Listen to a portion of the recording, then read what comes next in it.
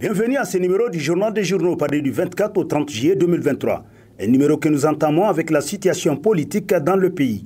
À cet effet, l'incroyable coup de théâtre, des rumeurs d'un coup d'État surprise à la réalité titre dans la rubrique Vie du perchoir de sa parution en date du 27 juillet, le quotidien privé L'Enquêteur. Pour qui les Nigériens se sont réveillés le mercredi 26 juillet 2023 dans une ambiance inhabituelle qui tranche avec la morosité quotidienne. Ils ont appris en se réveillant que ça n'allait pas du côté du palais de la présidence, qu'une tentative de coup d'État était en cours contre le président Bazoum Mohamed, perpétrée par des éléments de son propre dispositif militaire de sécurité.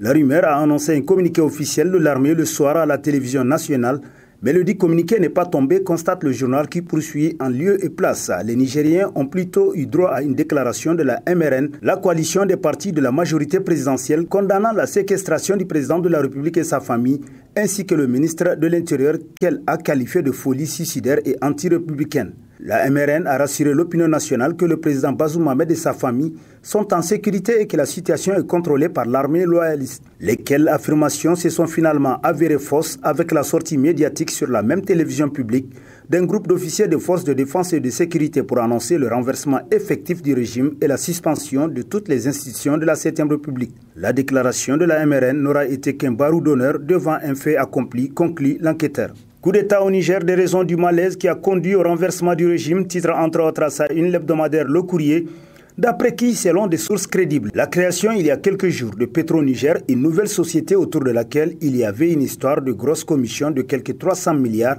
qui a aiguisé des appétits et divisé des camps rivaux du parti. La gestion du pétrole nigérien, en vérité, divise le parti et le régime depuis qu'Issoufou Mahamadou, quittant le pouvoir, fit nommer son fils à la place de son ami Pierre Foumakoy Gado pour trôner sur les puits de l'or noir du pays, ne voulant certainement pas que la gestion de cette manne échappe à son clan. Avait compliqué les relations déjà difficiles dans le parti selon l'hebdomadaire pour qui un tel égoïsme, même dans le parti, a divisé surtout quand finalement c'est Abba Issifou et le fils de Zakari Oumarou, un proche d'Issifou qui fut gouverneur de Maradi sous Issifou Mahamadou et dont l'enfant est nommé directeur général des hydrocarbures, faisant là les deux enfants gâtés, la pluie et le beau temps.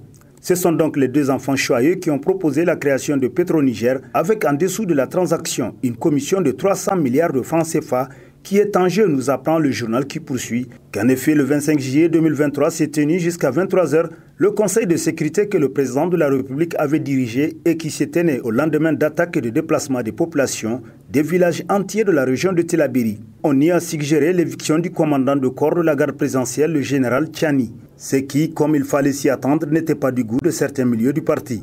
Rappelons que c'est depuis la visite du président de la République à Tawa la semaine dernière qu'un clan mécontent de sa garde devrait mettre en œuvre son plan pour le déposer. C'était à partir de l'étape de Badegishiri que l'opération devrait être exécutée. Le camp Bazoum ayant suspecté le complot en cours, les hommes renoncèrent. Il a donc fallu attendre le retour à Niamey et donc le matin de mercredi pour voir vers 6 h du matin certains éléments agir pour le cueillir dans son palais d'après le courrier. Niger, les tractations de Wagner pour un grand clash au sein de la classe politique s'exclame dans sa parution en date du 25 juillet le quotidien privé Mouria, la voix du Niger, qui se demande, le Niger vit-il un calme précaire avant la tempête de la vie politique? La question vaut son pesant d'or, d'autant que la vie politique nigérienne se caractérise actuellement par une bizarrerie digne d'un film de science-fiction, où les formations politiques de l'opposition ont décidé de taire leurs paroles pour dissimuler leur rôle et leur mission officielle, constate le quotidien qui semble pressentir un événement et qui renchérit. Jamais la classe politique nigérienne ne s'est aussi illustrée par un tel calme, un silence quasi total, voire une pareille démission. La vraie question reste, est-ce que cela est gratuit pour la société nigérienne? Qu'est-ce que cela pourrait cacher? Est-ce un comportement sain? Sont autant de questions que se pose Mouria, la voix du Niger. Insécurité, Tillabéri abandonné à son triste sort dans l'indifférence générale? Se demande l'hebdomadaire satirique Le Canard en furie. Pour qui, lentement mais sûrement, la région de Tillabéri sombre dans le chaos du fait des périls sécuritaires djihadistes qui y prédominent. Ce constat qui se vérifie sur le terrain et non dans les douillets cabinets présidentiels et ministériels vient battre en brèche tous les discours triomphalistes des autorités du régime de la Renaissance et leurs mentors occidentaux servis aux gens durant des années, mais sans grandes efficacités. Aujourd'hui, la réalité a peut-être rattrapé les auteurs de ce discours sécuritaire triomphaliste et met à nu toute la supercherie entourant notre politique sécuritaire actuelle, selon le satirique pour qui La région de Tillabéri symbolise sans doute cette politique sécuritaire nationale à double vitesse, en payant un lourd tribut pour les inconséquences politiques de ceux qui n'ont jamais voulu ou accepté de voir les choses qu'à travers les prismes de leur conception étriquée de l'État. L'école, la santé, l'agriculture, l'élevage, le commerce, tous ces domaines de la vie ordinaire d'une cité sont touchés dans cette région, constate le Canard en furie. Lutte contre la fraude des hydrocarbures au Niger, la justice est-elle laxiste ? Se demande dans sa parution en date du 26 juillet le quotidien privé Le Renouveau, selon qui la fraude des hydrocarbures au Niger est connue de tous et porte sur le reversement du carburant destiné à l'exportation et sur l'importation frauduleuse en provenance du Nigeria. 40% de la production nationale prévue pour l'exportation est reversée dans la ville de Niamey, ce qui représente pour l'État d'importantes recettes en moins. Curieusement, des poursuites judiciaires sont rarement engagées contre ces trafiquants, constate le quotidien qui renchérit, de quoi démoraliser les douaniers qui font honnêtement leur travail. Pour ces derniers, les magistrats devraient s'imprégner du code des douanes, les infractions douanières étant différentes du droit commun. En matière de saisie, il faut certes respecter la forme, mais on ne saurait lutter efficacement contre la fraude des hydrocarbures en se cramponnant à la forme d'après le journal qui se demande, comme le prétendent d'aucuns, la justice de notre pays est-elle laxiste quand il s'agit de lutter contre la fraude des hydrocarbures?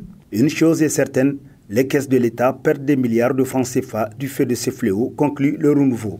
Visite de la directrice sectorielle de l'eau pour l'Afrique de l'Ouest de la Banque mondiale, Mme Fatoumata, apprécie l'état d'avancement des travaux du barrage de Kendaji, titre dans la rubrique Nation de sa parution en date du 27 juillet, le quotidien public Le Sahel, qui nous apprend que Mme Fatoumata Touré Ibrahima a effectué le 25 juillet 2023 une visite sur le site du barrage de Kendaji et celui de réinstallation de la commune d'Aérou dans la région de Tillabéri.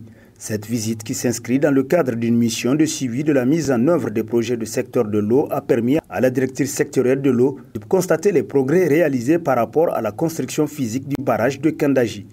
Il convient de souligner à ce niveau que dans le cadre du programme du barrage Kendaji, 23 villages dont Aérou vont être déplacés sur de nouveaux sites afin de faciliter l'exécution de travaux selon le Sahel qui conclut. La fin des travaux étant prévue pour fin 2025, les partenaires s'organisent pour les finir dans les délais convenus. Situation agro-hydrométéorologique, installation passable de la saison de pluie, des signes d'alerte perceptibles. Titre pour son volet environnement Niger Inter Hebdo, qui nous apprend que les précipitations enregistrées au cours de la première décade de juillet présentent des cumuls faibles à modérés dans certains endroits. Elles ont permis l'amélioration progressive de la couverture des semis. Ainsi, le nombre de villages ayant sémé a atteint 12 110 villages, soit un taux de couverture de 90% au plan national et une hausse de 7% comparé à la décade précédente. Comparé à l'année passée, à la même période, le taux de couverture des semis était à 80% en 2022 pour les 13 191 villages agricoles suivis, nous apprend Niger Inter Hebdo pour qui, aussi à la faveur des pluies, ainsi enregistrées, certains départements ont bouclé les semis 2000. Lancement de la campagne CPS Tous pour un Niger sans paludisme s'exclame dans ses colonnes l'hebdomadaire Le Temps, pour qui cette stratégie de la campagne chimio-prévention du paludisme saisonnier chez les enfants de moins de 5 ans, connue sous le nom de CPS, est recommandée par l'Organisation mondiale de la santé dans les zones de forte transmission saisonnière. La période juin, juillet, août et septembre correspond à la saison des pluies au Niger, caractérisée par une forte densité de moustiques et par conséquent un nombre élevé d'épisodes de paludisme, surtout chez les enfants. Cette campagne est séquencée en 3, 4 ou 5 passages espacés d'un mois selon la durée de la saison de pluie dans les zones géographiques de notre pays. Nous apprend Le Temps qui renchérit qu'au cours de chaque passage, chaque enfant cible du programme recevra 3 doses dont la première est administrée le premier jour en présence du distributeur et les 2 autres sont remises aux parents pour leurs administrations à domicile le 2e et 3e jour suivant la première dose. Les enseignants admis du spécial A et B promotion 2012-2013 des holocaustes en sourdine, titre dans sa rubrique Nation l'hebdomadaire L'autre essor, qui rappelle que les promotions 2012 et 2013 du spécial A et B sont admises, arrivées et inscrites à l'université via le même processus administratif et dans les mêmes conditions que leurs prédécesseurs professionnels. Cependant, ces enseignants seront absorbés avec impuissance le venin et l'amère saveur de l'injustice. Contrairement à leurs aînés, ces 2 promotions sont maintenues dans la suspension de salaire depuis 2013 et y végètent avec épouse et enfants jusqu'à nos jours. Pire, il faut relever le caractère sélectif de la machine punitive mise en place pour l'opération de suspension, instaurant ainsi une rupture d'égalité entre les éléments d'un même groupe.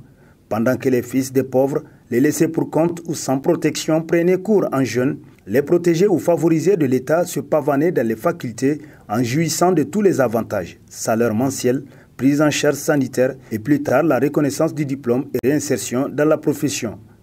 Et comme si tout cela n'a pas suffi pour étancher la soif de l'État du Niger, ivre et décidé de régler les comptes à ses enseignants, dont le seul tort est d'avoir nourri l'ambition d'étudier et de se perfectionner.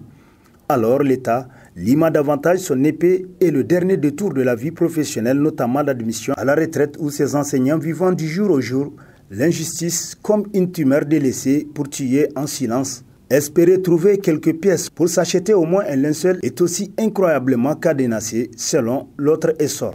Rencontre amicale de football entre la jeunesse de Dosso et une équipe de l'ambassade des États-Unis d'Amérique. L'objectif est de briser la barrière qui peut exister entre les diplomates et les populations, titre dans sa rubrique sport l'hebdomadaire Niger Times, pour qui il faut rappeler que cette initiative salutaire de la chancellerie vise non seulement à promouvoir la pratique sportive, mais aussi d'offrir un espace de détente à ses employés. Au-delà de l'aspect sportif, ce genre de déplacement permet à l'ambassade de rencontrer des jeunes de l'intérieur du pays et familiariser avec eux à travers cette passion commune qui est le football. L'occasion est de briser la barrière qui peut exister entre les diplomates et les populations. C'est donc une belle forme de diplomatie qui rapproche les grandes chancelleries aux populations locales. Selon les organisateurs, un match retour est prévu à Niamey dans les semaines à venir, tel que rapporté par Niger Times qui conclut vivement ce genre d'initiative pour le bénéfice des jeunes Nigériens et des amoureux du sport. Et sur ce prend fin le présent numéro de la revue de presse. Prochain rendez-vous, plaise à Dieu dans une semaine avec toujours la même passion de vous servir. Bonne lecture et au revoir.